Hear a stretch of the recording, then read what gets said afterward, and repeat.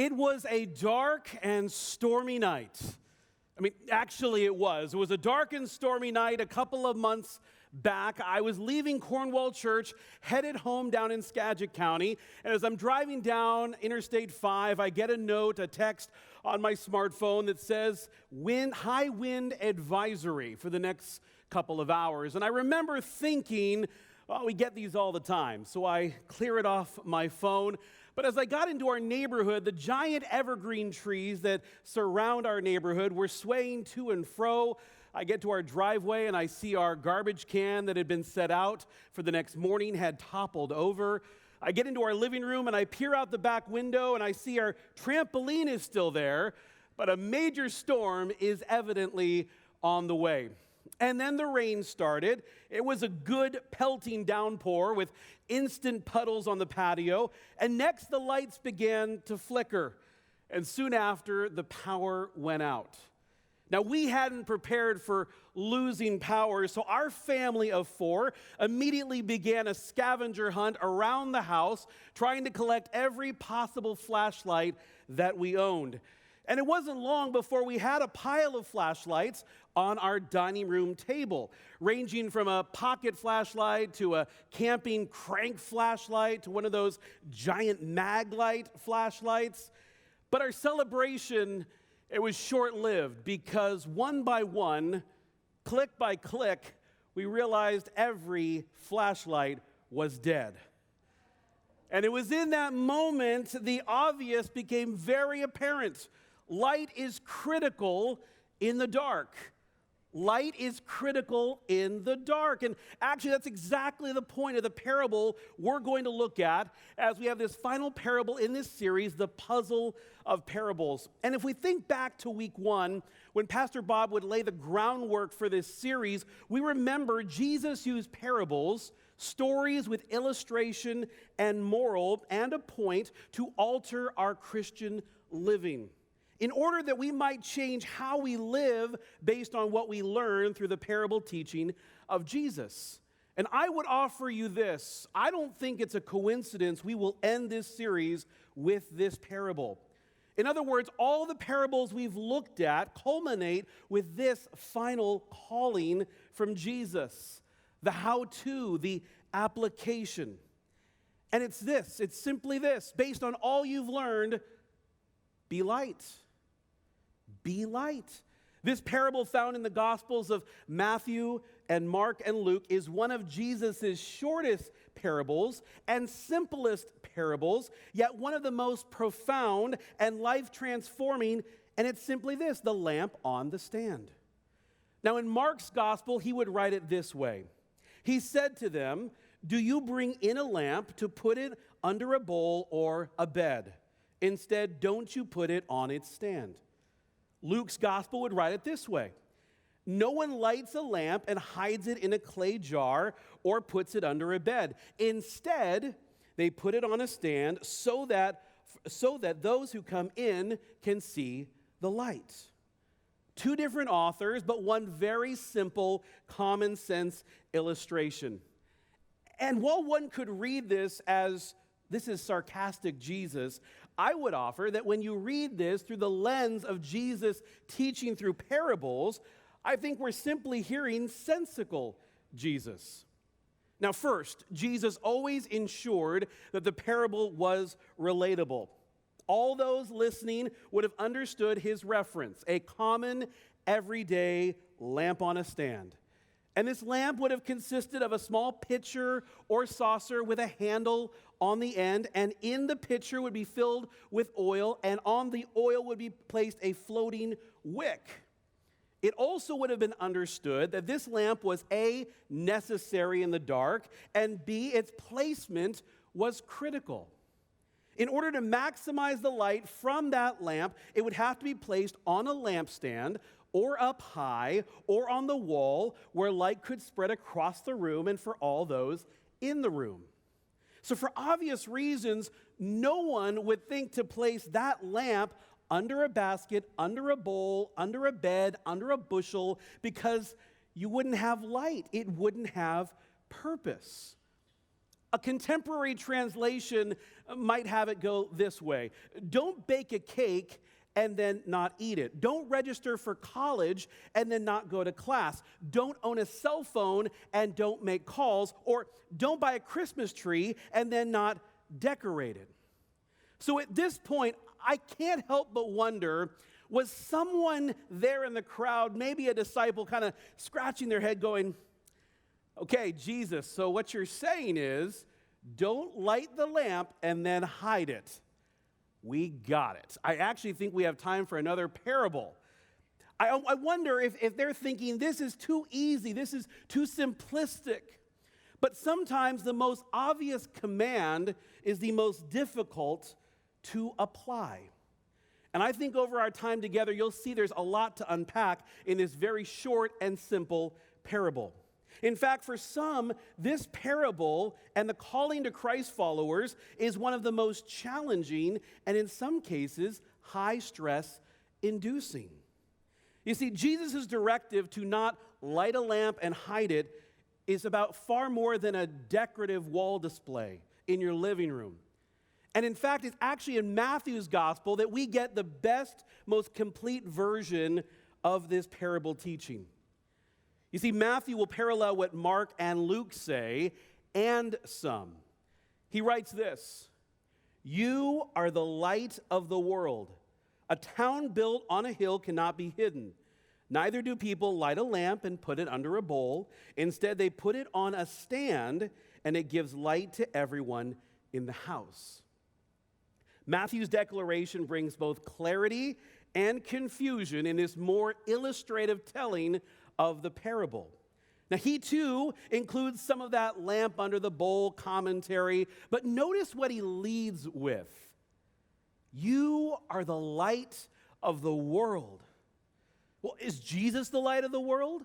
I mean, he says so himself, John 8:12, I, Jesus, am the light of the world. But hang on, if Jesus is telling the parable and he's saying you're the light of the world, well then, are we the light? Charles Spurgeon would once say this: the Bible is not the light of the world, it is the light of the church. The world does not read the Bible, the world reads Christians. Therefore, you are the light of the world. Suddenly, a very simplistic parable got a little bit confusing. Is Jesus the light? Am I the light? And the answer is yes. But there's so much more to it. Jesus is the light. And as Pastor Kip would say, if you get anything from this message, get that. Jesus is the light, the single brightest, most brilliant, vivid illumination of light this world has or ever will see. He's the definition of light, the origination of light, the incarnation of light. And while our eyes on this side of heaven have yet to see it, there are plenty of references in Scripture where we see evidence of this truth. Mark 9, for example, recording the transfiguration of Jesus on the mountainside.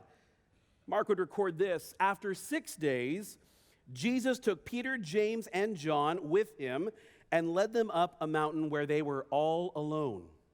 It was there he transfigured before them. And get this description: his clothes became dazzling white, intensely whiter than anyone in the world could bleach them. Regardless of the translation you look at, the idea is the same. Whiter than white, brighter than bright is how Jesus was before them.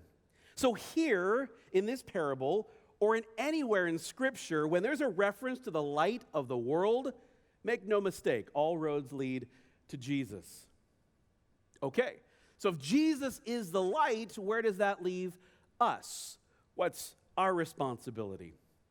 I think we're called to be light reflectors. We're called to be light reflectors. In other words, if Jesus is the light, we then, like a mirror, are called to reflect him. That might seem deceivingly simple, but this would have been a major challenge to these early first Christians.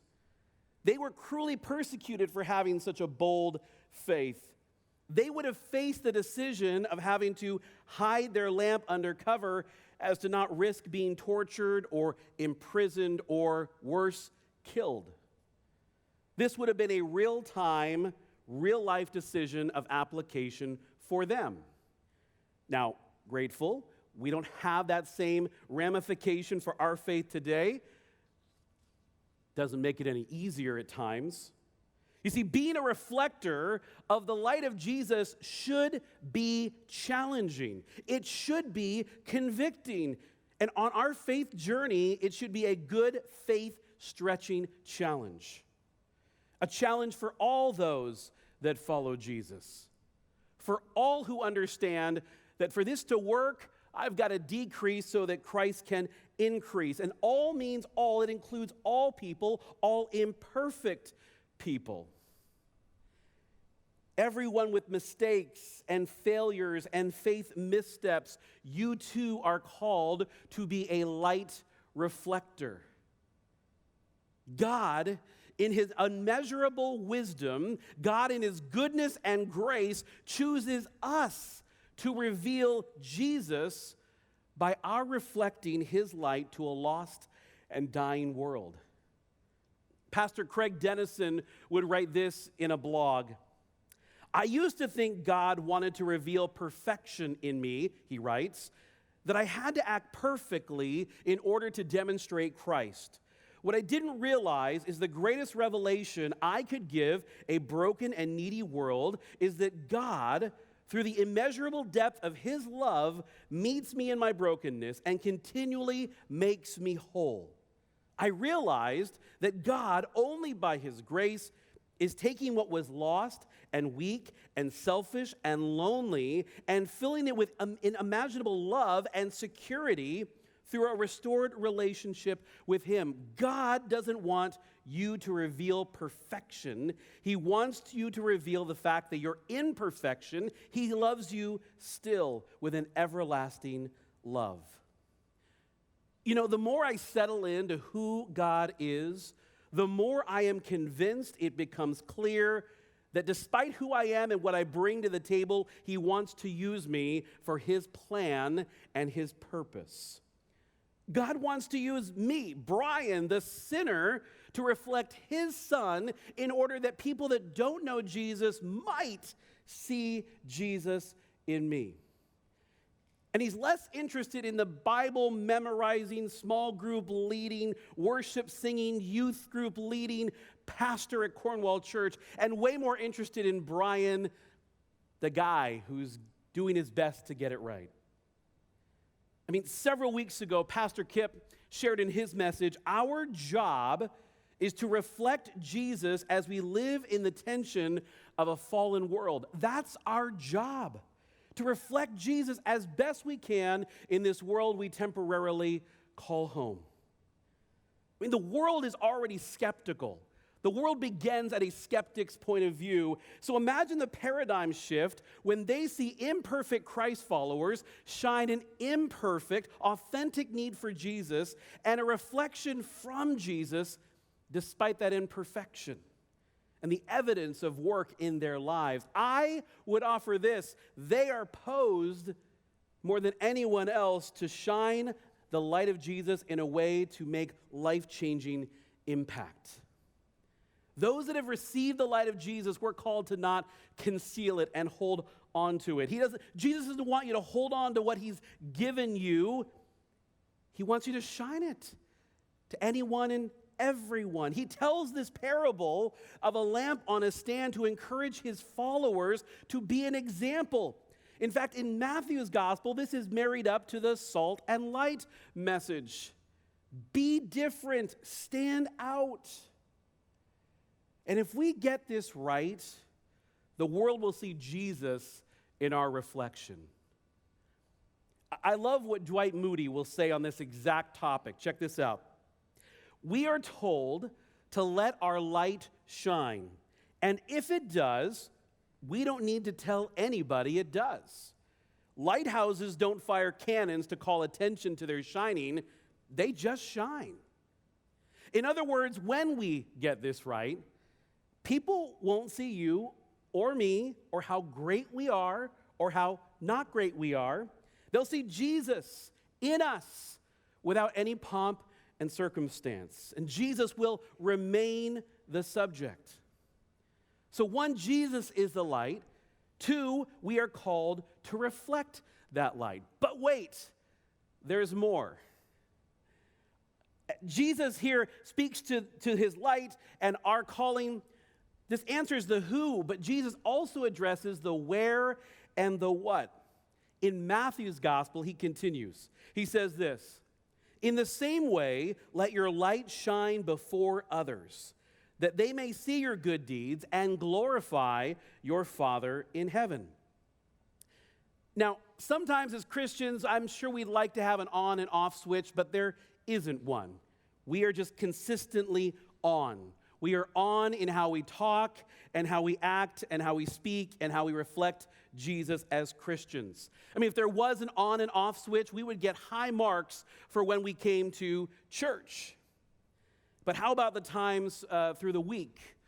You know, when you're behind that slow driver that goes 5 miles under the speed limit and you are exasperated to the nth degree. Or maybe you're running late to work and your barista was extra chatty that day and you just want the coffee so you can go. Or maybe you're at a restaurant and that waiter just isn't catching the hint that you'd like a little more water in your glass. Or you find yourself on the sidelines of a sporting event and your patience is out, you're exasperated. You see, in the first half of this verse, Jesus is issuing a reminder that where and what you shine matters. The what and where on where you shine light, it matters. A couple of weeks ago, Pastor Bob shared quite vulnerably from this stage, and good news, he wasn't fired. And so today, today I'm going to follow his lead. As a rule, I don't love being the subject of my own sermon illustration, but when the shoe fits, I love my kids. Shauna and I have 2 incredible, amazing children, Alyssa and Dylan. And along with being smart and kind and loving with great friends, God has blessed them with athletic ability. Dylan is our soccer player, Alyssa, our volleyball player. And Shauna and I have loved supporting them in their self-selected sports of choice. But it has become apparent in the last year or so that sometimes I am not the best at being a bleacher sideline dad. Sometimes put away your stones, okay? In this one instance, maybe a month ago, we were attending one of Alyssa's volleyball games, and we knew this was going to be a tough match. Soon after Shauna and Dylan and I found our seats in the bleachers, warm-ups were done, and the first serve occurred, and our team was holding its own until they weren't. And it was around then, according to 10-year-old Dylan, that I forgot whose light I was shining. You see, over the course of that set, Dylan would nudge me and say things like, "Dad, don't say that. Dad, say something encouraging. Dad, Alyssa's looking at you. Smile. Dad, stop shaking your head." It's important to understand and highlight what changed. See, Jesus didn't change. My reflection of Jesus changed. See, that night, I forgot that I was called to reflect the light of Jesus in that gymnasium to Alyssa, to her teammates, and to the parents around me. Where we are and what we do are critical in how we reflect Jesus because, yes, we are always on. Now, is this impossible? No. Is it challenging? Yes. Is it faith-growing? You bet. Jesus is saying, as you shine my light, remember, you're shining before others all the time, everywhere, intentionally and unintentionally. Jesus is and was making the case to shine his light in your life will require a paradigm shift on how we talk and how we act. if I'm being honest, I have remained convicted about that moment on that night at that volleyball game since it happened. I wish I could go back and do it again. I wish I could have a moment to better reflect Jesus to those parents around me, wondering why Alyssa's dad was losing his mind. I wish I wasn't an example of how not to reflect Jesus. I wish that my son didn't have to remind his dad how to be a light. You see, where and what you shine matters. And yeah, pastors get it wrong too. But I am so grateful for the chance to try again and again and again. And it's in that transparency that people can see the grace of God for me and Jesus in me, an imperfect person. Now, don't get this wrong. That's not a pass. We don't get to say, well, that just happened, or, well, God's bigger than all of that, or, well, that's just who I am. Instead, it's an assurance that He will use me. He will use you, despite those missteps and those failures. So we're called to let our light shine before others. Why? So that others may see your good deeds and glorify your Father in heaven. Now, the second half of the verse here speaks to the what we shine. Now, for some, this could be a trigger of sorts because you hear the idea of being called to be seen for our good deeds, and you correlate that to a faith by works. Let me be really clear. That's not what Jesus is saying. Your good deeds are your actions, how you live out your faith. Being patient when others are rude, kind when others are harsh, loving when others spew hate, calm when people have panic, living by faith when others live by fear. The good deeds being spoken of here is the light that God will use that causes others to see Jesus in you. Do these things so that what? Everyone will see and praise your Father in heaven. Somewhere in the 1900s, a musical score was attached to some lyrics to a song well known in the church and beyond. You know the song. This little light of mine, I'm gonna let it shine until the battery is run out, or someone actually asks me about my faith, or someone talks to me about Jesus, or I get too uncomfortable. Not the lyrics you grew up with, I'm sure. The words, this little light of mine, I'm gonna let it shine. Hide it under a bushel, no, I'm gonna let it shine. Won't let Satan, COVID, blow it out. I'm gonna let it shine. All around my neighborhood, I'm gonna let it shine. Let it shine, let it shine, let it shine. Sometimes we forget how easy that can actually be. For our online campus, here in Western Washington, and specifically in the vicinity of Cornwall Church in Bellingham, we have been hit with major storms. It is storming again today. And last week, the communities of Sumas, Everson, Concrete, Hamilton, Nooksack, just to name a few, were most affected. And it didn't take long for Cornwall Church to move into action. Actually, stop. Go back. Strike that.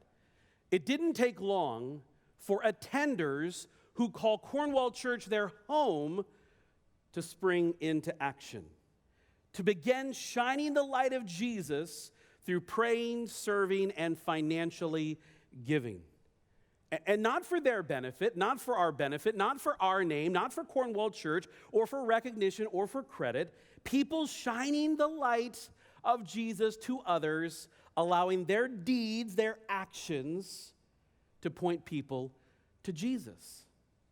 We heard about a story of a woman who welcomed in a group of people into her home, and where the living room once was all mud, and this group came in, and before they began pulling drywall and carpet, they circled up to pray. We heard about two guys who called Cornwall home, and they were walking the streets asking God to direct them to the family that might need their help. And they came across, God led them to a couple that had just moved to the area. This couple with kids had no community, having just moved here. And these two guys were able to help them, meet them where they were, get belongings to storage, make dump runs. They even stayed in contact, got them some temporary housing. Also heard about another Cornwall attender who took $20-some worth of quarters to the Everson laundromat on Main Street so that people who had flood-drenched clothing could get a free round of laundry done. And that's just 3 stories. There are countless more of people shining light on their own, not under the banner of Cornwall Church, donating resources, providing trailers and trucks and time. More than 1,100 people showed up at a couple of cleanup days. And Cornwall Church, I will say this. Last weekend, Pastor Kip made one ask of you. If you couldn't go out and help, or maybe you were online and you're out of the state but wanted to be part, after one weekend and one ask, you gave more than $28,000 to the Resilience Fund. Here's what's incredible.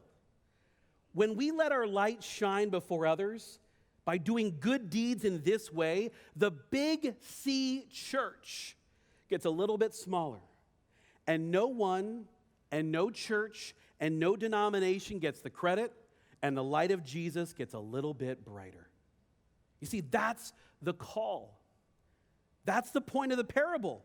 That's the same challenge that was given to those early first Christians that it is to us today. And when we take that seriously, there's really only one thing left to do to be an effective light bearer, and that is this: identify what is dampening your light.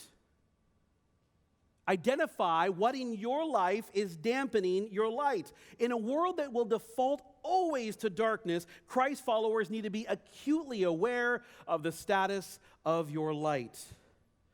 I mean, think back to the last time you were house shopping. There were probably a lot of things important to you, checking out bedrooms and bathrooms and square footage and the layout. But I'm guessing at some point you looked around and said something like, I love the natural light in here.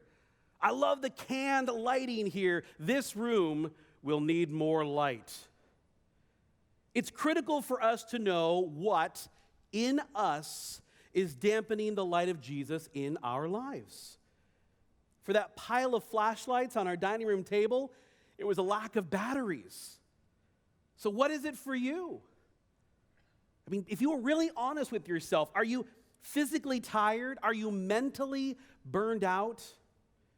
Do you need to change your schedule or possibly realign your priorities? Is the company that you keep, are they draining you or filling you? Are you spiritually spent? Are you and Jesus connecting? Or if you're being really honest, have you been standing in the light instead of reflecting it? We've got to self-assess and identify what is preventing us from shining the light of Jesus, and then take the steps to make a change. It's the idea from Hebrews 12:1, a reminder to lay aside, take off, put on the ground next to us every hindrance of sin that easily ensnares us so that we can run, or in this case, shine more effectively. This parable is key for the end of this series. It's a keystone to our faith. Jesus is the light. We are to reflect that light to everyone around as best we can. This parable perhaps caused you to feel pressure, but it actually should bring you peace and freedom and purpose. You see, as we settle in there, we can actually practice and reflect all we've learned in this parable series. This series is far more than just a collection of great short stories that all happen to have a moral. These are life lessons from the greatest teacher of all time, telling you how to live the life he's called you to. I mean, for example, when we identify which soil represents our lives, we can determine if we need replanting. And in the right soil, we'll flourish. and will shine bright week 1. Or a couple weeks later, when we recognize that whoever you are, wherever you are, whatever you're doing or whatever you've done, you are still a treasure to Jesus. And that truth instills immeasurable value. And when people see that in you, reflected in you, it will open the door. They will ask how. They will ask why. A couple weeks later into the series, when we understand that God is just as concerned with the righteous as the unrighteous, it levels the playing field. It means the super spiritual and the farthest one away both have access to the love of Jesus, the same access, and that is a light worth shining. And just last weekend, Pastor Bob, from this stage, talking about the power of forgiveness, and through the parable, how forgiveness is all about grace, and how actually forgiveness sets you free. And when we humble ourselves enough to forgive, our light gets a little brighter, and our reflecting of Jesus gets a little stronger. You see, Cornwall, when our faith journey finds a rhythm that acknowledges that God created you exactly as you are, Jesus is who he is, unchanged, and you just need to show up willing to reflect Jesus, he will shine through you. Might we be like the Cape Lookout Lighthouse in North Carolina? Of the 700 operating lighthouses in the United States, the Cape Lookout Lighthouse in North Carolina holds a special distinction. 24 hours a day, 7 days a week, 365 days a year, the Cape Lookout Lighthouse is always on. By day, by night, the light, the lamp, it's always on. It's always shining. It's always reflecting light. You see, in the absence of light is darkness. In the absence of light is darkness. But the good news is that light will always pierce the darkness. Light will always pierce the dark. David would write in Psalm 18:28, "You, Lord, keep my lamp burning. My God turns my darkness into light." There is nothing stronger or brighter or greater and more illuminating than the light of Jesus, and he wants you to reflect his light in a very dark world. Imagine what Jesus might reveal to you and through you to a watching world. Remember, you are a light bearer. And Jesus, in his complete perfection, chooses to use you and me and those of you online in our imperfection to shine his light. To shine his light to those in the office and in our cul-de-sac and on the sidelines, and to our barista and at family gatherings and in public conversations, in political conversations, in coffee shops, in Costco, in college campuses, on social media. The parable of the lamp tells us this: we have an obligation. We have received the gospel. It's our job now to live it openly and share it with anybody who will listen, especially as we enter this Christmas season. Let Jesus on the inside be seen on the outside through how it is you shine. Jesus did say in John 8:12, "I am the light of the world. Whoever follows me will not walk in darkness, but will have the light of life." Notice what he says. He doesn't say, "I am a light." He says, "I am the light." Definitive. There is none other. The one and only light for you and for me and the entire world. You are a light bearer. Perhaps it really is as simple as the song says. This little light of mine, will you let it shine?